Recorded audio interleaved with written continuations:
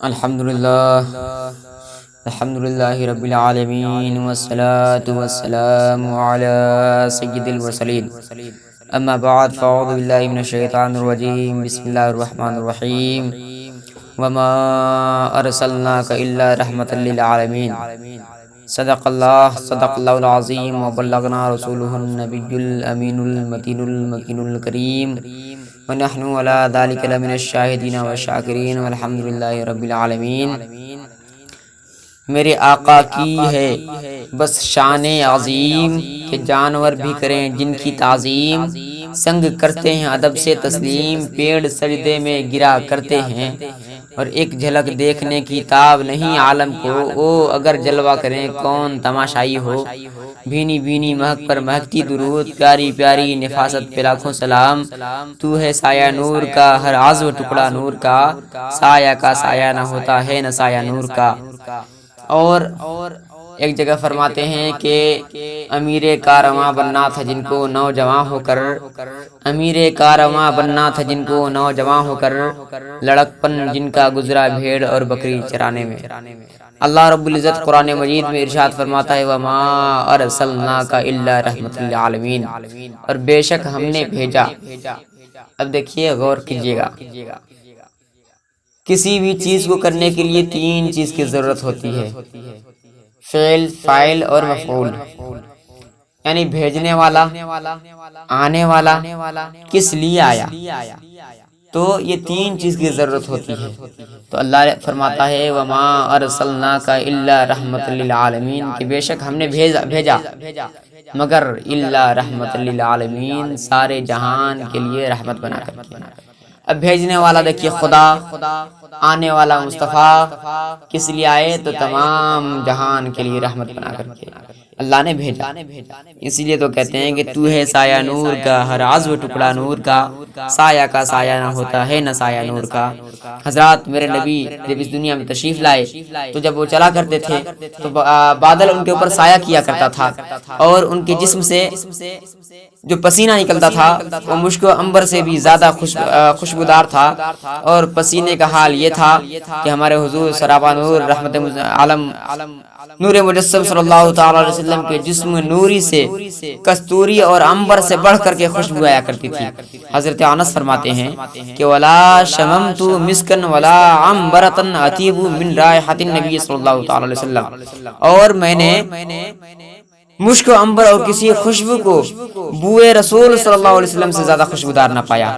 حضرت انس فرماتے ہیں کہ ہم نے نبی کریم صلی اللہ علیہ وسلم کے پسینے کا حال بیان کرتے ہیں کہ ہم نے مشک و عنبر اور کسی بو کو نبی کریم صلی اللہ علیہ وسلم کے پسینے سے زیادہ خوشبودار نہ پایا۔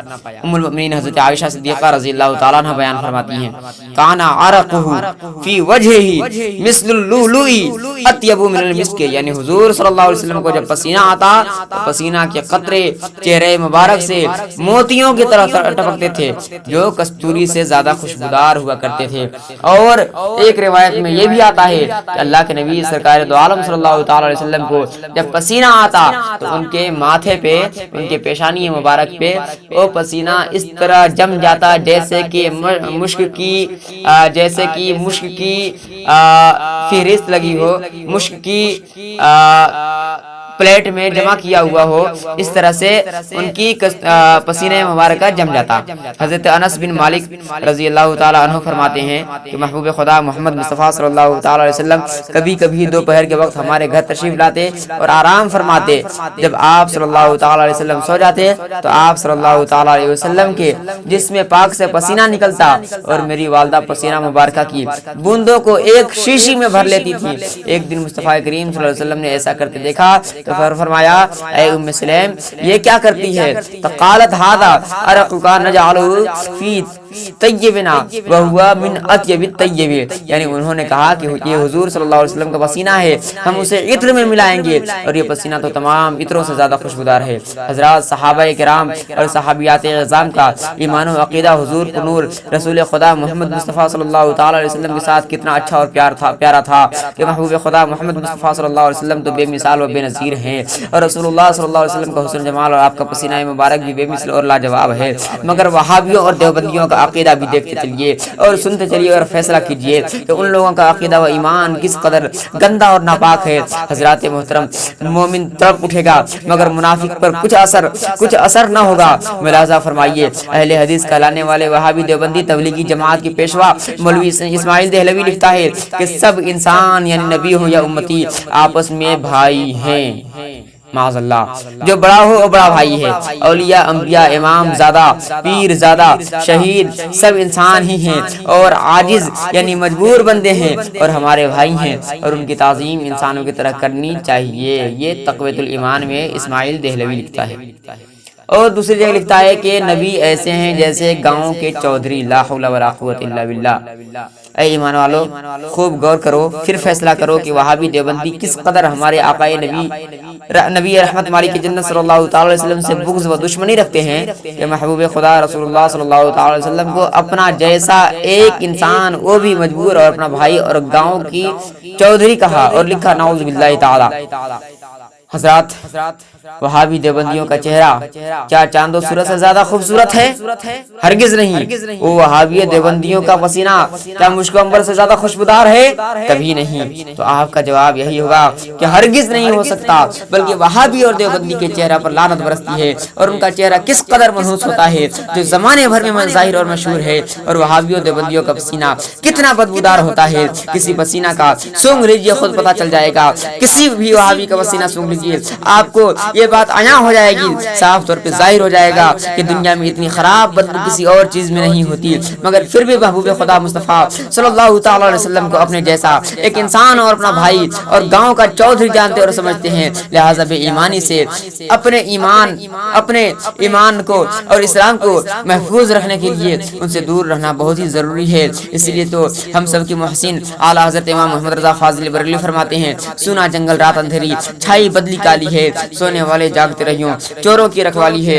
اللہم صلی علی سیدنا مولانا محمد بارک وسلم صلی علیہ الصلوۃ والسلام علیک یا حبیب یا رسول اللہ صلی اللہ تعالی علیہ وسلم۔ اپنے پیارے نبی کی شان ملاحظہ کیجیے۔ حضرت جابر رضی اللہ تعالیٰ عنہ بیان فرماتے ہیں، ان النبی صلی اللہ تعالی علیہ وسلم لم يسلك طریقا فيتبعه احد الا عرف انه قد سلكه من طیب عرقه او قال من ریح عرقه۔ مشکات شریف صفحہ نمبر 517۔